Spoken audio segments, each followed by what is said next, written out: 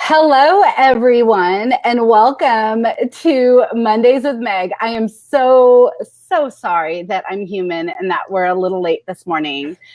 I was definitely having some technical difficulties, and my lighting is still lovely. But anyway, hey, Cara. Hi. Good morning. Good morning. Oh my goodness. By the way, best way to wake up on a Monday, seeing your beautiful face. So well, I'm glad you can see it. Yes. And hopefully that will continue. How about that on here? So everyone, thank you for joining us. I'm so sorry we're a few minutes late. I definitely have had some technical difficulties, and I hope you can see me okay. I know my lighting isn't perfect, but you can see Cara, and that's really all that matters in life, right?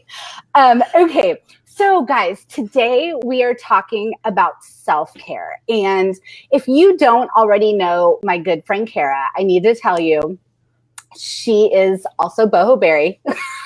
She is her alter ego, Boho Berry. She is the queen of bullet journaling and anything planning, anything happy and positive, and scribes that matter, and all these beautiful writing things, which you know I love. So anyway, Cara and I have been friends for several years now, and I'm so excited that she's joining me and all of us today for our coffee date for Mondays with Meg. And she has a challenge she does every single month called Boho Berry Challenge. And this month, the theme just happens to be self-care. So weird, right? So weird we're talking about it today. It's perfect. So perfect.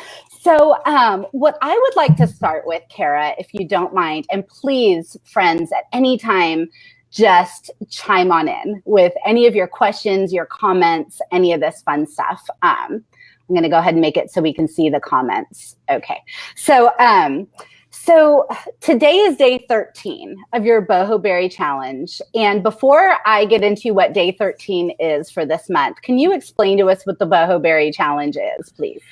Yeah, absolutely. So the Boho Berry Challenge actually started as a journaling challenge, which, I mean, it still pretty much is, but we basically focus on a different theme each month. So we may be doing something like creativity or like time management or something. There's always a surrounding theme each month. And for August, I decided to do self-care. And the idea is that there's a prompt for each day of the month. And it's just a really simple, like, couple of words is the prompt. And usually it's something that can be interpreted in multiple different ways. So It's really cool to see how people approach the challenge in so many different ways. So for self-care, for example, like I think one of the very first ones this month was, what does self-care mean to you? Right. And I love seeing everybody fill it out in their journals and posting it online. I love reading like all these different definitions of what self-care meant to like the thousands of people that are participating in the challenge. So it's just a really fun way to do a little bit of journaling every day and connect with a really large community that's kind of on the same path that you are. I agree. And I love connecting with it every single month. And I also love seeing what everybody else does too. It's super fun for me. And so today, the prompt actually is sitting in silence. So I wanted to just kind of kick us off with that and just asking you, Cara, what does that look like for you? However you want to answer that, because that's the beauty of the Boho Berry Challenge, right? Yeah, absolutely. For me, sitting in silence, it can mean, let's just, first of all, what it can mean to a lot of different.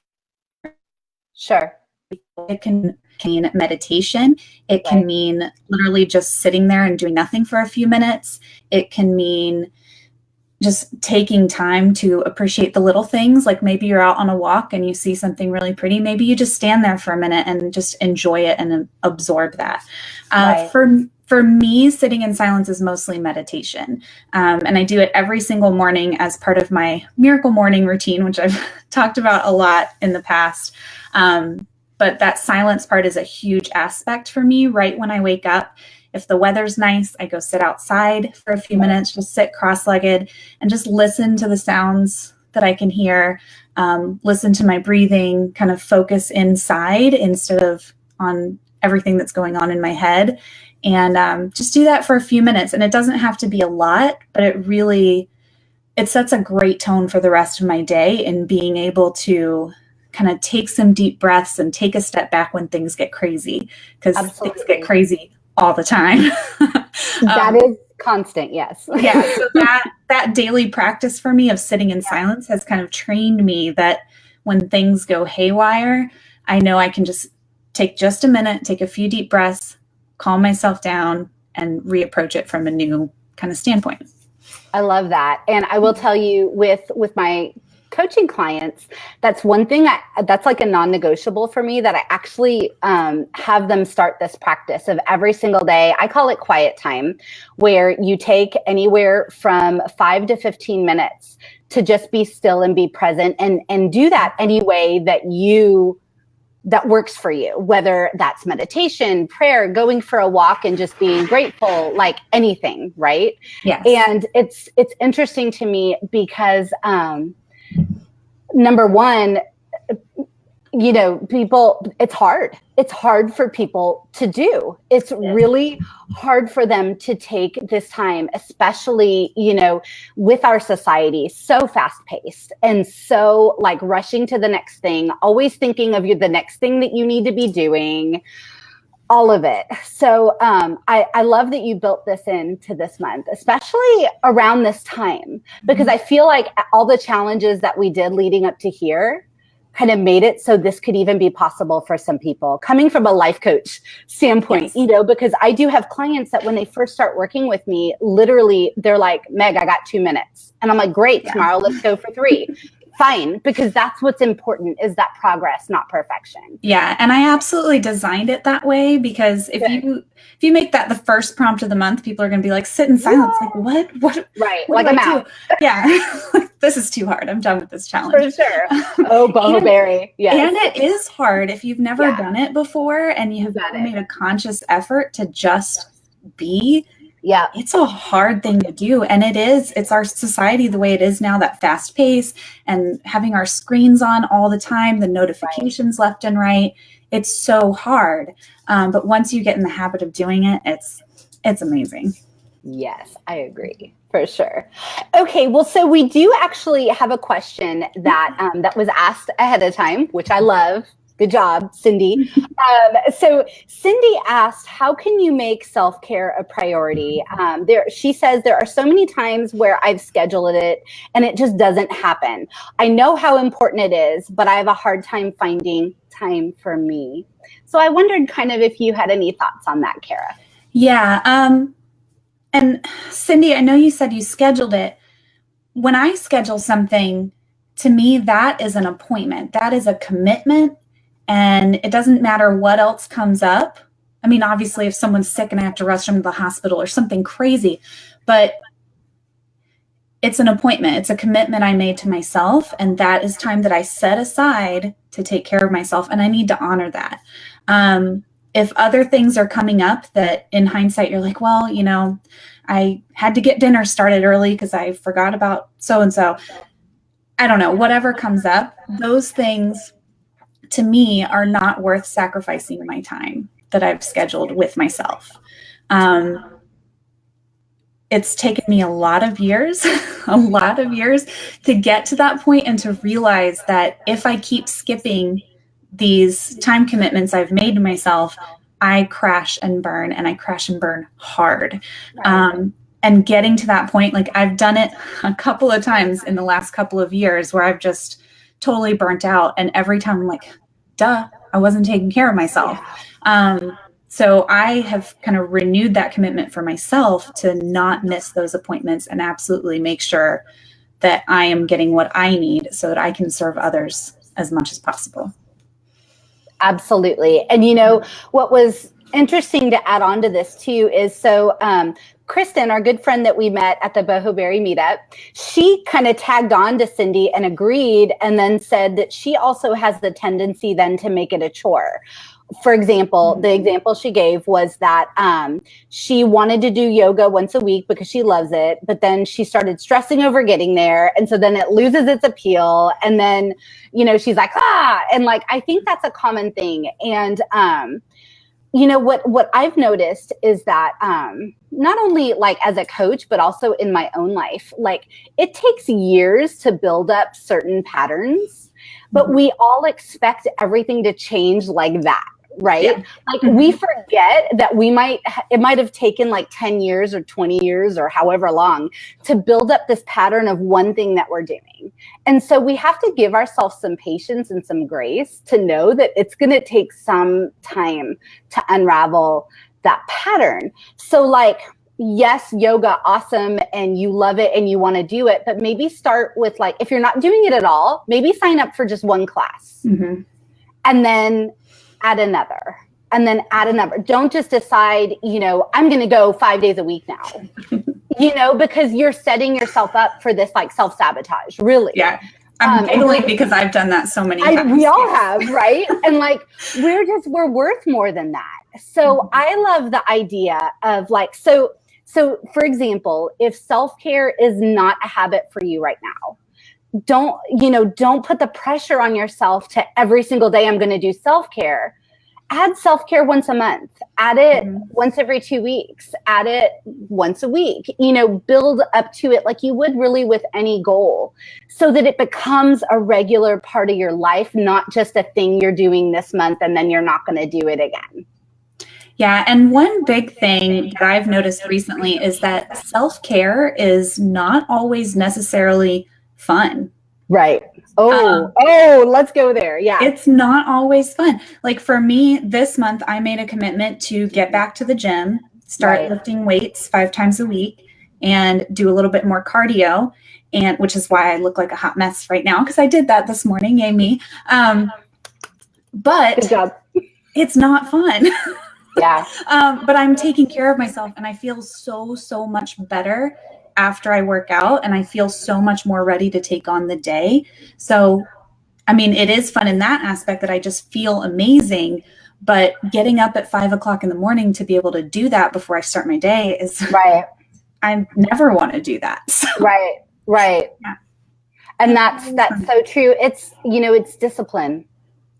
Mm-hmm. Is that the D word? I mean, it is. It's discipline. And one thing I know is that, like, in order to have lasting change with anything, either the pain of like not having it has to be so great that you want it so bad that you do whatever it takes to get it, or the pleasure you're going to get from doing it is so great that you have to have it. And if that isn't there yet, it's not likely it's going to be a lasting change thing. But that doesn't mean you can't work towards that. Yeah. At any point. Yeah, so, I agree. Okay. So, Cara, Lisa has a question for us that I think is actually pretty great. Maybe a weird question, but I'm not working or studying. Therefore, I feel like I don't deserve self-care. So I have the time, but I just don't take it. How do I make myself feel worth it? So my question, I guess, and I don't know if she'll be able to answer quickly enough, but my question is, if you're not working or studying, what are you doing with that time? And if you have the time and you just don't take it, I mean, you are worth it. You're absolutely worth it. And no matter what your circumstance is in life, it is absolutely worth it for you to take care of yourself. It's the best thing that you can do. And I think you'll be really surprised once you start. You're going to feel, at least I do, when I take care of myself, I feel like I have so much more to give and I want to give more. Like maybe if you're not working or studying, volunteer or do something to help others after taking care of yourself and realizing what an amazing feeling that is and trying to go out and give that to other people. That's just how it makes me feel. So maybe some sort of motivation like that would help. Well, and I think the more that you positively speak over yourself, the more you're going to feel the worth. And, feelings can be super deceptive. So sometimes you just have to ignore those feelings altogether because that's not true. The truth is you are worth it no matter what, whether you're doing what you're supposed to do or not, you're worth it. It doesn't matter. Lisa, hear me. You're worth it. You're worth it. And everyone else on here is worth it.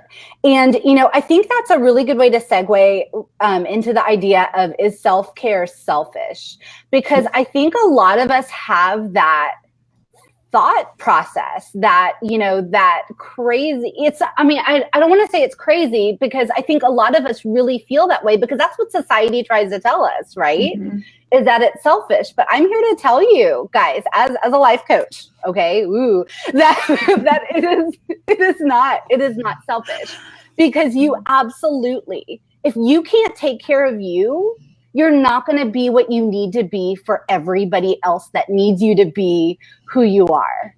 Yes. So if I need all of us to just really reframe that mindset, to understand that you cannot be everything that you are supposed to be to anybody if you can't be filled up. You just can't. You have an empty tank.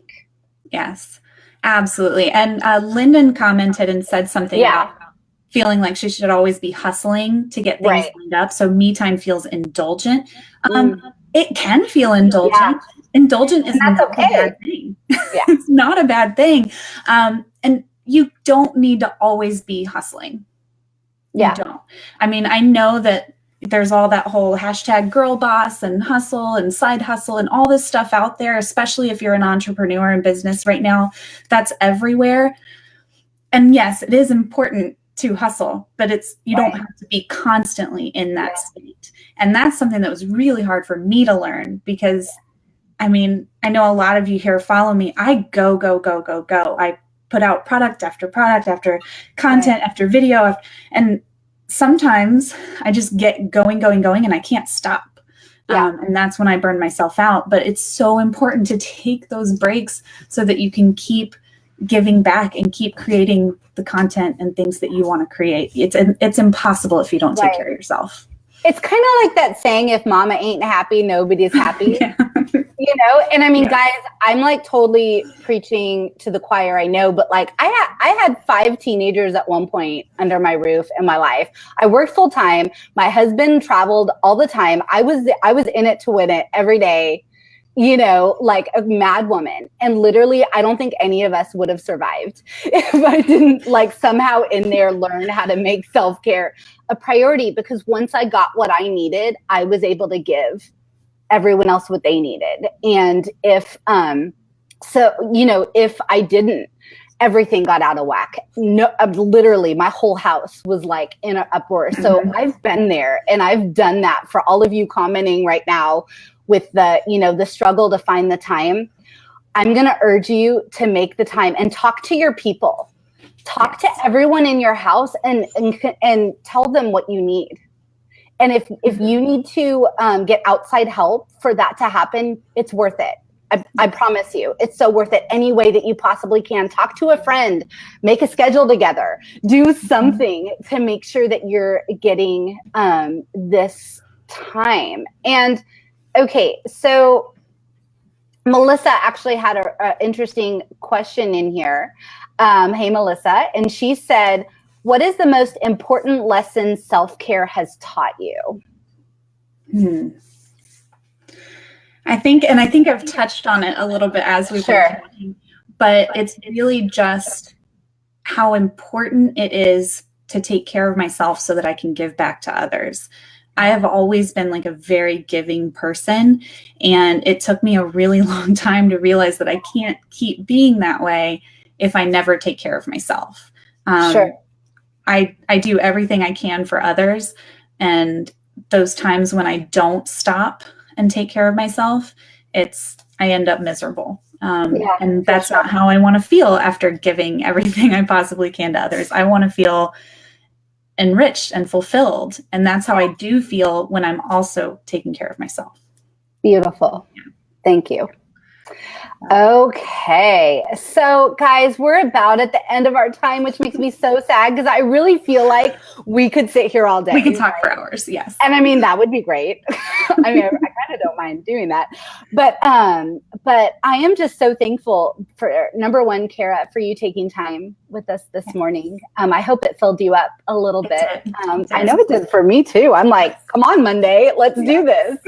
And for all of you out there, thank you for giving us a small part of your morning. I really, I want to hear from you this week, what you are intentionally going to do to take time for you. And if that just means you give yourself this 15-minute time to be silent, great. If you weren't doing that before, you just added self-care into your week. Done, and I do hope that you all will also join me next week. I have such a fun guest that's going to be on with me. My dear friend, Rosemary Radford. Go ahead and Google, go on Insta, whatever, and look up Garden Key Co. She and I have been friends for the past 10 years. She is a hand lettering and branding guru. She actually did all of my branding for your Coach Meg. And we've been friends a long time. And we're going to be talking about choosing joy. And I really think we're all going to get a lot out of it. I can't wait for, right? Like I already feel great, right? So I know I just can't wait for next week too. And I love that you're all on this journey with me. And I hope you're enjoying it. Let me know. And if there's anything specific you ever want me to talk about, let me know. And if you want Cara back, let me know, because I'll see what I can do. I might make myself available. So, and maybe I'll have better lighting and things will go a little smoother next time. But everyone, thank you so much for joining us. I hope you just have a fabulous day, and just know that you are worth it every day, every single day. Love you guys. Bye. Bye.